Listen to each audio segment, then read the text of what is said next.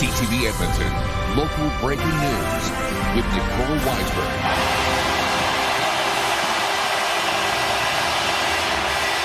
There will be a Game 6. Edmonton 4, Anaheim 1. The Edmonton Oilers come back in a big way, staving off elimination and giving hope to Oil Country that this team can still beat the Anaheim Ducks. Good evening. Down 3-1. It was do or die for the Oilers tonight, and the orange and blue rose to the occasion. Nugent Hopkins with goals in back-to-back games to Bouchard. Beautiful look. Quick shot score. Vasily Podkolzin. As they've done this entire series, the Oilers get on the board first, early in the first. Zach Hyman adds another that just leaks in a few minutes later. Then just 2 minutes after that, it's Evan Bouchard and the tip by Leon Draisaitl. This the first time in the series that the Oilers have had a 3-goal lead. The Ducks make a goalie change, and we head to the second. Driving in McTavish to the net, blasted home, and Anaheim's right back in the game. Well, about halfway through the second, the Ducks get on the board on the power play. Alex Killorn scores, and it is 3-1. But not long after that, the Oilers respond with their own power play goal. Bouchard to McDavid to Draisaitl, and the Oilers hold on to win this one 4-1. Game 6 is in Anaheim on Thursday night. Well, fans around the world are cheering on the Oilers, hoping they can keep their Stanley Cup dream alive. Some are even loud enough to catch the team's attention from 16 time zones away. CTV's Evan Kenny reports. For fans across the globe, the Edmonton Oilers are worth getting up for. Sometimes the games are as early as 5 a.m., which we don't mind as well. We get up early. I watch them on my phone at the beach. Georgia and Ammon Chesworth are two Oilers fans from Gold Coast, Australia. We've just come to see our neighbours and see what their thoughts are on the game so far. So what do you think, guys? Georgia's mom is from Alberta and brought her love of the team with her when she moved down under. I did grow up with a photo of Wayne Gretzky on my fridge. And she would refer to him as her boyfriend, and that was my introduction to the Oilers and hockey. Ammon married into the fandom and has had oil in his veins ever since. He never misses a game. If I'm on site, I've got it on my phone playing, and all the boys are just listening in and forcing them to be Oilers fans too. He's known as the local superfan and an honorary member of Oil Country. The day I was actually getting it done, the Oilers were playing too, so I had that on my phone and I was watching there. The two started posting about their love for the Oilers on social media. Edmonton is so crazy and fun during the playoff season, and we would love to be there, but unfortunately we are here. Hoping to find more Aussies to watch the games with, they say they want to recreate Edmonton's atmosphere. Put ourselves in that environment and surround ourselves with so many passionate fans would just be incredible, and kind of share that enthusiasm and that passion. The team saw the Chesworths' passion and reached out. They were excited to see us cheering them on from all the way over here. They said that they're sending us something to help cheer them on. They say if the Oilers make the finals for a third year in a row, they want to take in a game in person. Play La Bamba, baby! Evan Kenny, CTV News, Edmonton. A community near Fort McMurray is under an evacuation alert tonight for potential flooding due to an ice jam on the river. 140 people who live in Draper have been told they should be ready to evacuate on short notice. The community is located 12 kilometers southeast of Fort McMurray. A 25-kilometer long ice jam has caused the Athabasca River to rise. Wood Buffalo's emergency management director says an evacuation order could be triggered if the water levels get too high. There's two roadways that are impacted by the water levels right now, meaning water's over top of the road. So it's more about I guess a concern around egress, making sure that if the water levels get too high, that they can get out. People who live in Draper are urged to prepare a 72-hour emergency kit and make an emergency plan. Updates will be posted to the Regional Municipality of Wood Buffalo's website and social media. The firearm used to kill two Edmonton police officers was shown in court this afternoon. An RCMP firearms expert was the Crown's final witness in a trial for the man accused of supplying the gun to the shooter. CTV's Amanda Anderson has more from the law courts. This semi-automatic German sports gun is the firearm used to kill 3 people and injure 2 others in March 2023. The gun, a court heard, was used by a 16-year-old to kill Constable Travis Jordan and Constable Brett Ryan while they responded to a family dispute at the teen's home. He shot and injured his mother before killing himself. The court also heard the same gun was used in this shooting of a Pizza Hut employee. Dennis Okimau is accused of selling the gun to the teen. He's on trial for charges that include manslaughter and criminal negligence causing death.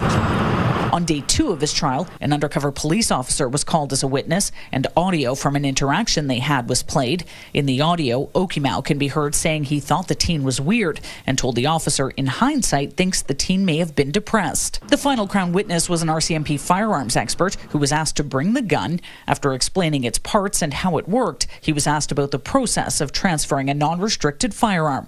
He said the seller is expected to be reasonably sure the buyer isn't suffering from mental health issues or impaired by drugs or alcohol. In the agreed statement of facts, the court heard the teen fired 11 shots total, 10 at the apartment and 1 at the pizza place. The firearms expert told the court during a test fire of the seized gun, 11 shots could be fired in 2.53 seconds. The trial, originally scheduled to last 6 weeks, is expected to wrap up on Thursday with closing arguments. Amanda Anderson, CTV News, Edmonton. Dances with Wolves actor and convicted sex offender Nathan Chasing Horse has been sentenced to 37 years to life. Chasing Horse was found guilty of multiple counts of sexual assault against a minor and other charges in Nevada. The 49-year-old had a group of followers described as the Circle. Prosecutors say Chasing Horse used his reputation as a medicine man to prey on Indigenous women and girls. He's also wanted on warrants from BC RCMP and Alberta's Tsuut'ina Police. Chasing Horse appeared in the 1990 Kevin Costner movie Dances with Wolves, portraying a young Lakota boy. Police say a man discovered he was hit by a bullet in his sleep after going to the hospital with an unknown injury. The shooting happened near 34th Street and Abbotsfield Road in March of last year. Police say a man sought medical attention after waking up with what was later determined to be a gunshot wound. The shot was fired from outside of the house. Police say the man has no criminal involvement. They also say they've exhausted all avenues to investigate the shooting. They're hoping someone has video or information to share. The Royal Alexandra Hospital is bringing in new safety measures weeks after a stabbing in its emergency department. From now on, visitors to the emergency department will only be allowed to bring 1 bag, which hospital security will search. Additionally, patients can only bring 1 visitor or support person with them. HS says the new measures are aimed at improving safety and keeping the space clear. Earlier this month, a man was seriously injured during a fight in the hospital's ER. The attack led to calls for new security measures at the hospital. Edmonton City Council has voted to dissolve 7 of its 12 council committees. The city's anti-racism and women's advisory voice committees will be dissolved at the end of their current terms. Other committees ending include the Edmonton Historical Board, Transit Service Advisory Board, Climate Resilience Committee, and the Edmonton Youth Council. The mayor says this doesn't mean the city plans to stop listening to these groups. They are incredibly important voices to hear from, but I think we've sort of used those committees as a bit of a checkbox to say, oh, I've heard from all youth, I've heard from all folks who are gender diverse or who are women or who are in these different categories, not recognizing that there's actually a far larger group that we need to be engaging with across the city. Andrew Knack says this is a reimagining of the consultation rather than a removal. He says the city will engage with existing groups previously represented by the committees. Alberta's UCP government is shutting down a long-standing water advisory group, raising concerns about environmental oversight and future policy. The province calls it a tough but necessary cut, but critics say it could leave a major gap in how water is managed at a critical time. CTV's Mark Villani has more. Environmental experts say Alberta is at risk of drought this summer, with 40 water shortage advisories already. Meanwhile, the need for more water is increasing, with competing water demands for oil sands mines and AI data centers.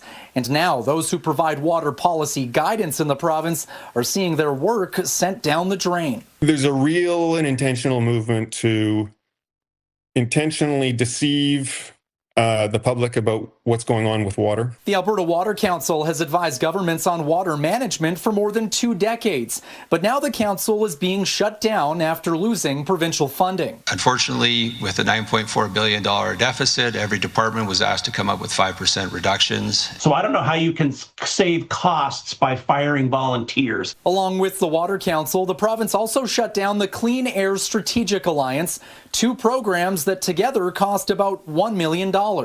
Consensus decision-making has been the gold standard across Canada and across North America, with everybody at the table and everybody making those decisions and actually having a government that listens to Albertans. The province argues it can get similar water information from 11 other water councils, but some say it's an attempt to silence environmental experts, citing other cuts, including the removal of a $5 million wetland resiliency program. The ecological benefits derived from those projects that restore wetlands on the ground is in the billions of dollars annually. Last month, Alberta also changed its Water Act, merging the Peace Slave and Athabasca basins into one, a move that now allows interbasin transfers for further water-intensive industrial projects. So I think there's a variety of questions around what types of interbasin transfers are kind of being contemplated and needed, and what are the guardrails that are in place for that. But with the council winding down operations, many are left wondering what's next. What's going to replace it? Or will anything replace it? Mark Villani, CTV News, Calgary.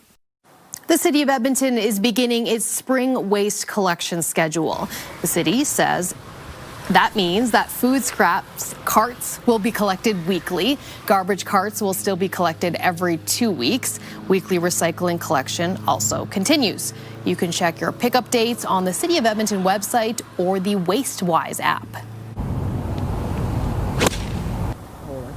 And the sound of spring at Rundle Park Golf Course. The snow is mostly melted and the River Valley attraction is open for its 50th year.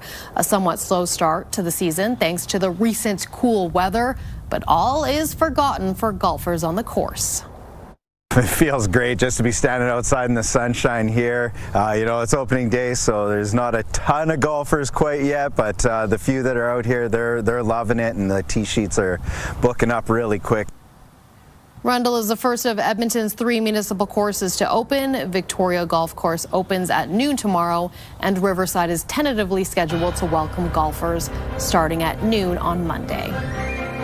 Coming up, from an Alberta farm to far from it, we speak with an Alberta astronaut whose out-of-this-world dream is coming true. I always considered it something that I was very unlikely to do, and I even feel that a bit today.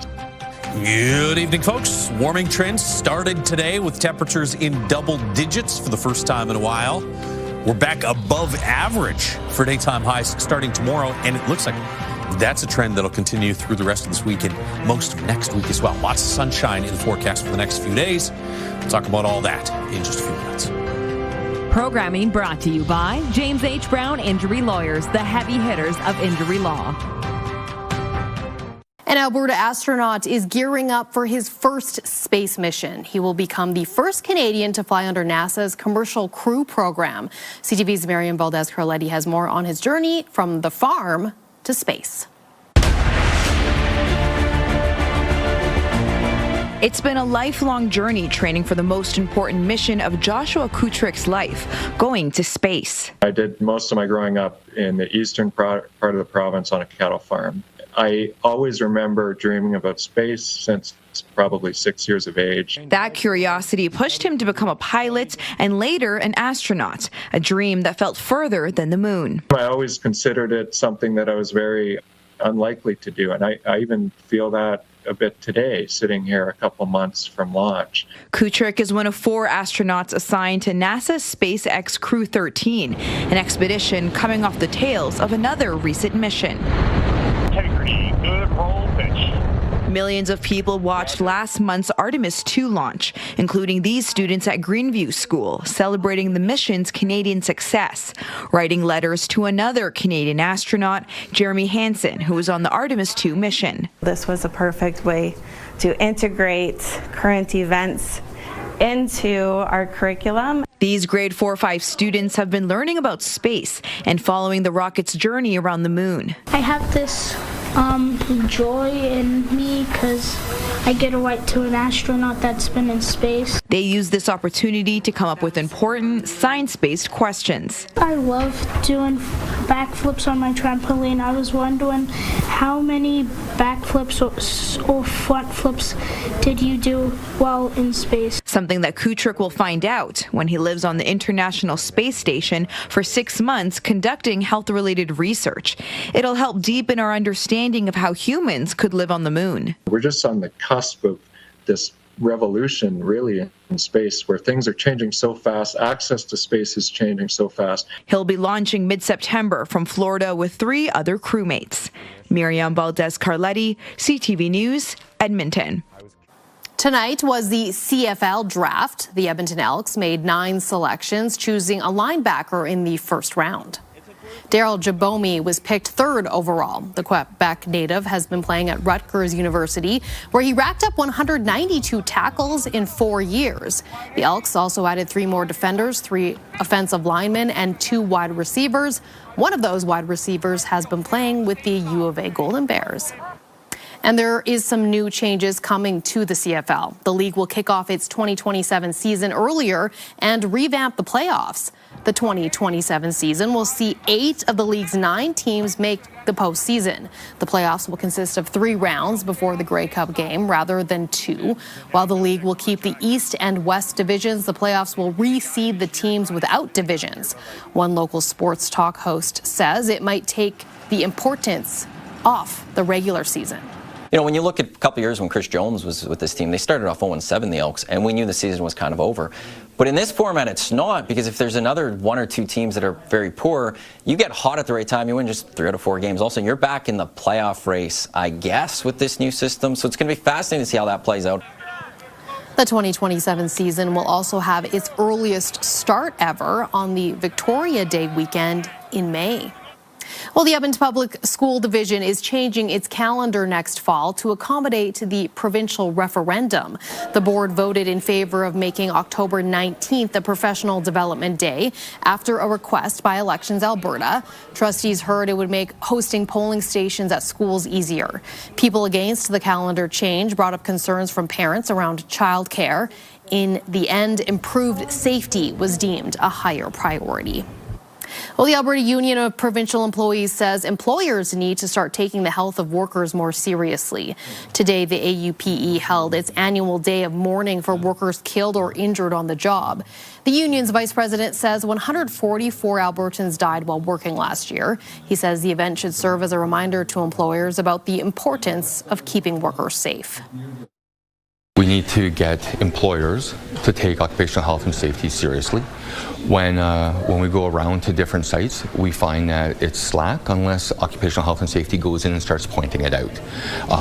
It is one of the places for people to cut corners. And we're trying to say somebody's life isn't where you cut the corner.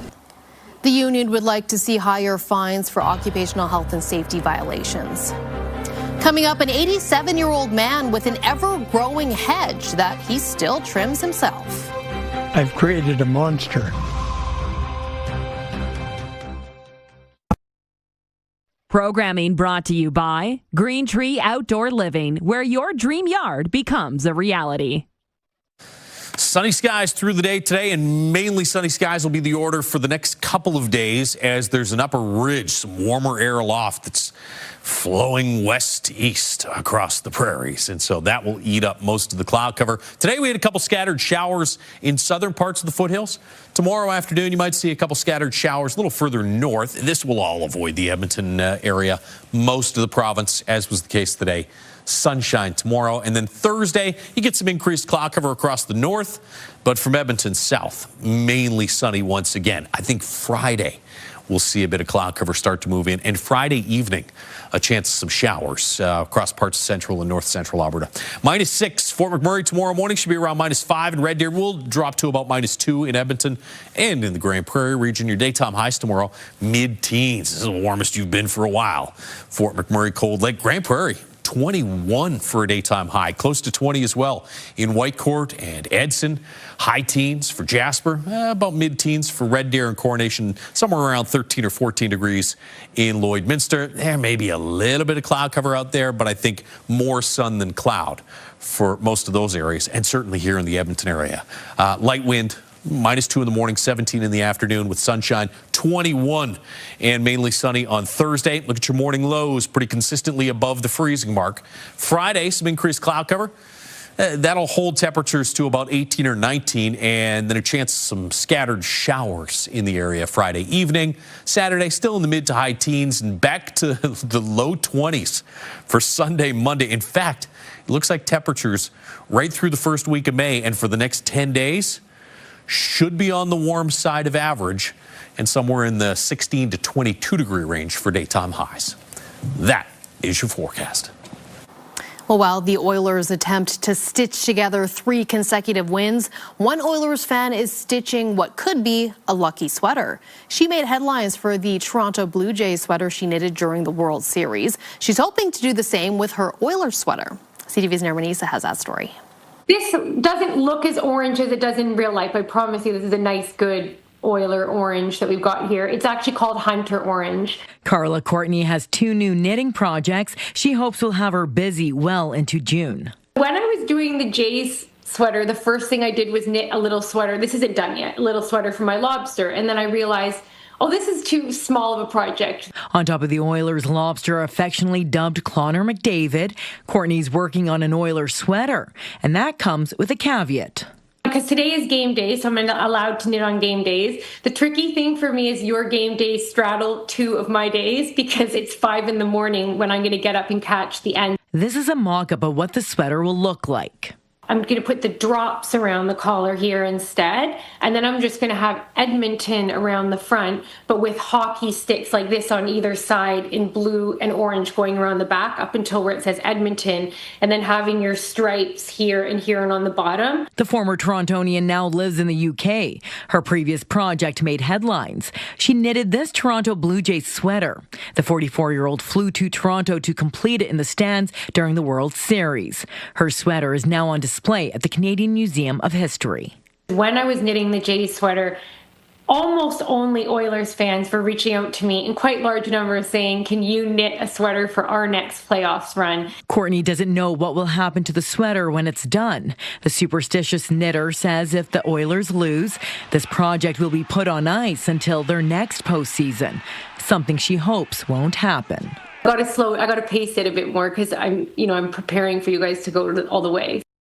Nermanisa, CTV News, Edmonton. A Calgary man has spent more than 5 decades tending to something special. A row of trees, now a sky-high hedge, he says is still very much a work in progress. CTV's Kevin Green reports. It started as a few modest Colorado spruce trees back in 1969. Gordon Beck nurtured them into a 10-meter-high hedge. It just developed over the years. I never even gave a thought to what it was, the chore it was going to be when it got bigger and as I got older. Beck's hedge stretches the length of his yard, towering above it, trimmed and shaped year after year into a dense wall of green. Well, when I first moved here and started trimming it took me 5 hours. Now it takes me 5 days because I've slowed down and it's gotten bigger. I've created a monster. A monster he's learned to tame, but it takes work, and at 87, he's still the one climbing the ladder to keep it in check. Life is what you make it, you know. And if you want to stay healthy, you better get some exercise. He still follows all the safety protocols from his days as a power lineman. Hard hat, glasses, boots, and a tethered harness. Even so, his wife Doreen finds it hard to watch. Well, there are many times when I've threatened to take his ladders away from him. For 2 decades, his spotter on the ground, family friend Amelia Lamb, has made sure every trim goes off without a hitch. He tried to train me, but I'm not that strong enough to going up there. And just holding the machine by one hand, no way I can make it. Beck's hedge has become a defining part of the neighborhood. It's a work of art, and I walk by it Almost daily. I really appreciate him and his wife and the effort they put into our community to make it a beautiful place to live. He says those compliments help keep him climbing the ladder. That sort of gives you a feeling of pride and accomplishment. Kevin Green, CTV News, Calgary. Very impressive. Well, that is our show for tonight. Thank you for watching. Have a great night.